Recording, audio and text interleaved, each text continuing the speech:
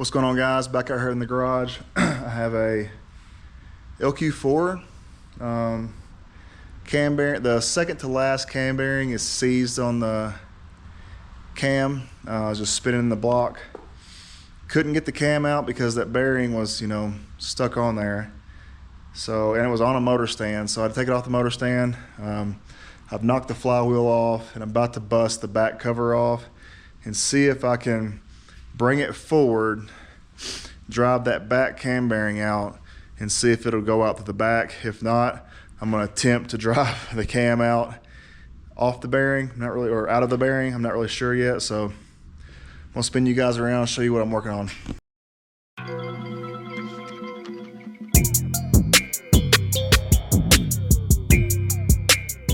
I don't have my tripod today, apologize, but I'm going to bust these bolts off here and see if I can get to that cam bearing through the back and try to beat it out, and we'll see what happens.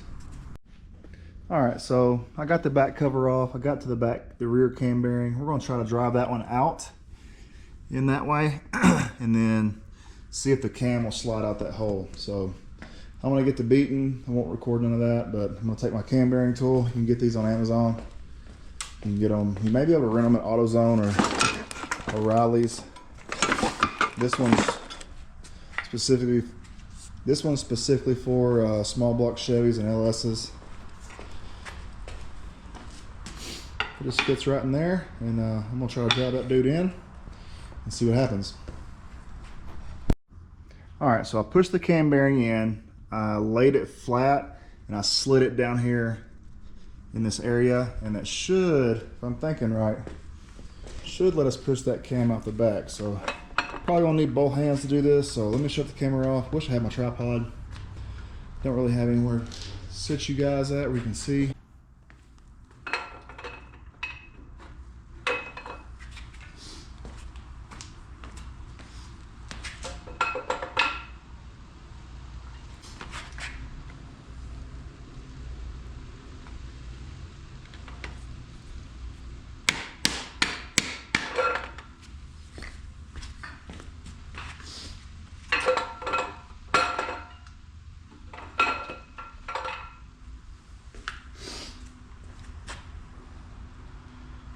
So honestly, that worked way easier than I thought it was going to.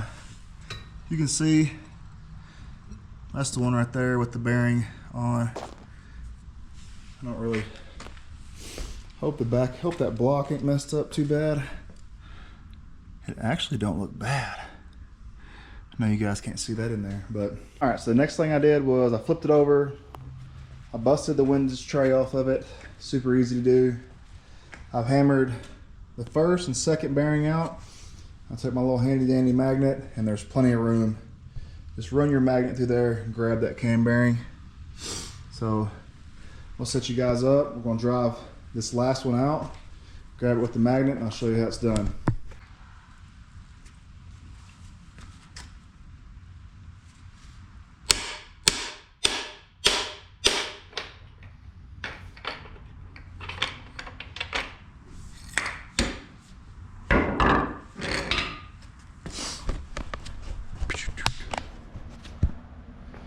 Alright, I hammered that one out. Not sure where it fell. I see it.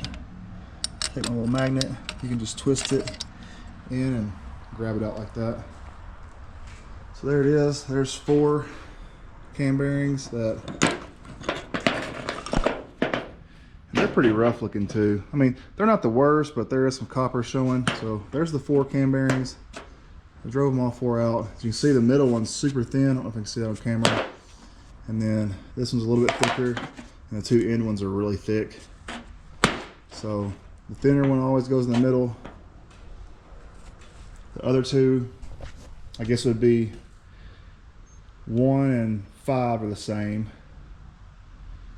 2 and 4 are the same. The middle one is its own size, is the way I understand it. Got a brand new set of cam bearings right here. First, I'm going to clean this bottom end up a little bit. I know there's a couple ways you can do this. You can either take it to a machine shop and have them line bore it, which I'm not going to do. You can drill through the upper valley. I've seen people run screws through and pin them. I'm gonna try the bearing glue. I'm gonna try that. First I'm gonna see if I can even get the cam bearing to drive in there. I'm gonna flip the motor back over, get it back on the hoist, and I'm gonna put that one through the back and see if it'll tighten up, if it'll drive in. If it will, I'm gonna pull it back out. If it does, I'm gonna pull it back out, put a little bearing glue on it. That's not the correct way to do it. People have gotten away with doing it. This is going in my work truck. If it doesn't last, it doesn't last. It is what it is. I'll pull it out, and I have several other work trucks. If it doesn't, I'll probably just go buy another block, throw my stuff in it, and then get this block fixed for later on down the road. If you ever get a cam bearing seized on the cam like I did, just do it kind of like that. You could drive them out to the front, drive them out to the back. Just depends on where your cam bearing is seized up at. And we're going to get some bearing glue and attempt to glue that bearing back in there.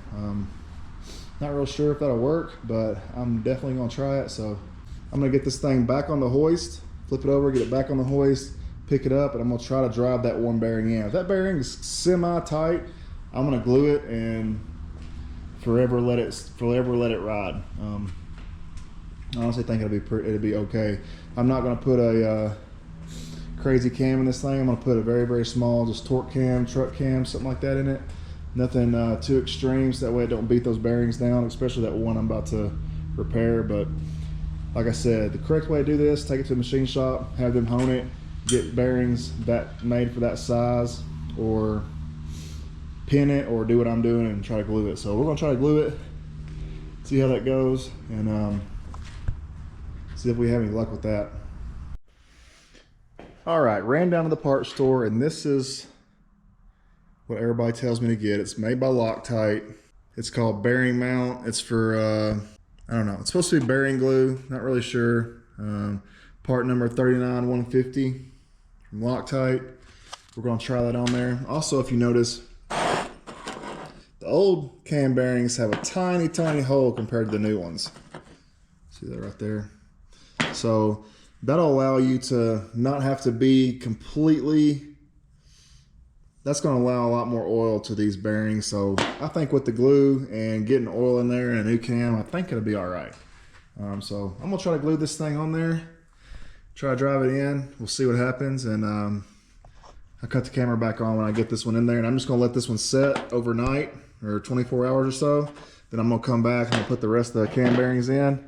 I'm going to button the back up, and I'm going to order a camshaft for this thing and put it back together.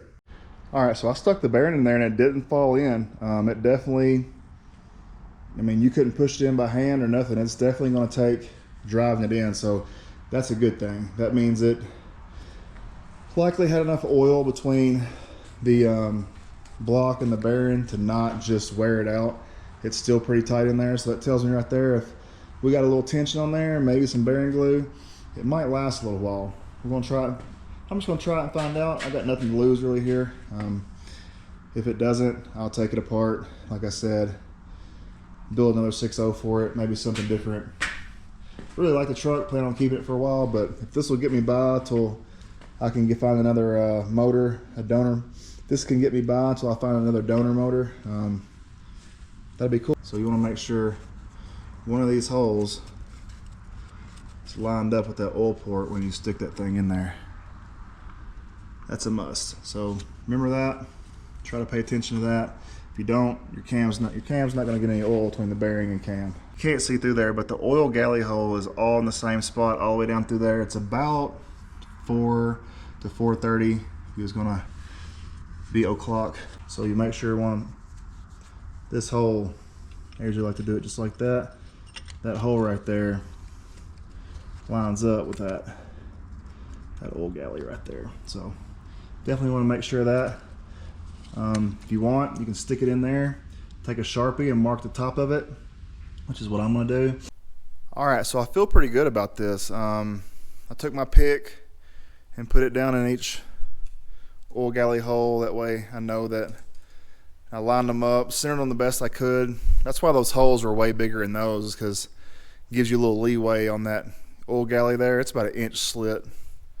But that one, which was this one, you can't see it in there, the one that had spun, Actually, that bearing fit in there pretty tight. I had to beat it with a hammer. I used this I'd say a 3 or 4 or 5 pound hammer or something like that. This thing right here, I had to actually get pretty rough with beating it in there. So, and it went in basically with the same resistance as all the other ones went in. So I went ahead and glued them all, hammered them in, and I think that'll be fine. The cam bearings that I used were Durabond CH25s, and you see it comes with contents. You got the middle one, which is the third one, 2 and 4, 1 and 5. They're all different outside diameter sizes, so I feel pretty good about it. I'm gonna let it set for probably a couple months. I'm actually not gonna be putting this motor in my truck anytime soon. I still gotta buy lifters and trays, a cam. So yeah, I feel real good about the bearings in it. But like I said, I'm not gonna put this motor together yet. I'm gonna leave it on the stand, put it over there in the corner, and I got another 6.0 right here. This one's the one that's gonna be going in the Mustang.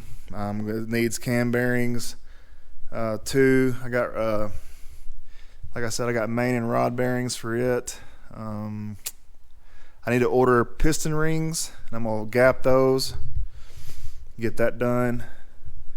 Not gonna boost this motor yet, but I'm still gonna gap the rings just in case I blow that 5.3 up and I want to put this one in there in its place. I'll have something. The 5.3 is over here. It's a LC953, which is the Siamese block, aluminum block motor. That's the one I'm gonna build next. I'm actually gonna get a stock crank and a decent rod and piston to go in that one to hold a little bit of power. So I have I think it's a 93 104 VS Racing turbo to go on it. It's sitting right there. Came off one of my buddy's cars. Yeah, so I feel pretty good about this.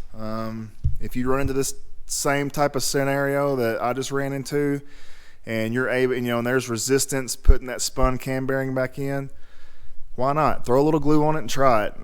If it's something like your daily driver or something like that, which this is not my daily driver, probably should go ahead and take it and get it line honed, and or have a machine shop install you some bearings. But in my case, that bearing had tons of resistance going in. There's no way. I think it'd have been fine without the glue, to be honest. It went right in. Like it felt like every other cam bearing. I had to get pretty aggressive with hammering it in, so it was a tight fit. I feel with the glue should do me right. Like I said, I'm gonna let it set for a couple months. That glue will have plenty of time to set up. I'm gonna spray some WD-40 in there on them bearings and wrap this one up, and like I said, I'm gonna stick it in the corner and get to work on this one. So hope it helps someone out.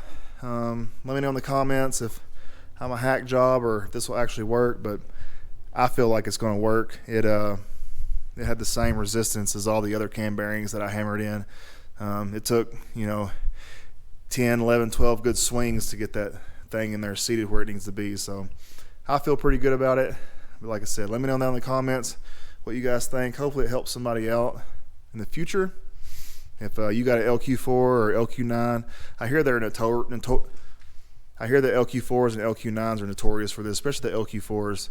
I'm not really sure what they used in there, but so yeah, if you have a 6.0 or LQ4 with a spun cam bearing, try it out. I mean, it's worth a shot. Buy you some cam bearings. They're kind of cheap. They weren't that expensive. Get you a cam bearing tool, drive them out, and see if there's any resistance putting it in. If it is, hammer it back out this way just a little bit, take it back out, put some glue on it, clean it up, stick it back in, and glue it and see what happens. Like I said, if it's your daily or something and you're super anal about it and you don't want to take the motor back out, probably your best bet is take it to the machine shop and have it bored and put some oversized bearings in it. But if you're like me and it's a project and that motor will be coming out sometime soon anyways, or you're boosting it, or it's going to be in and out a few times, refreshing it, it's worth a shot. Give it a try. Hope this helps someone out. Like I said, I'm going to get back to work on the Mustang, and appreciate y'all for watching. I'll see you on the next one. Going in and out recessions the same way that I be going in and out of Texas.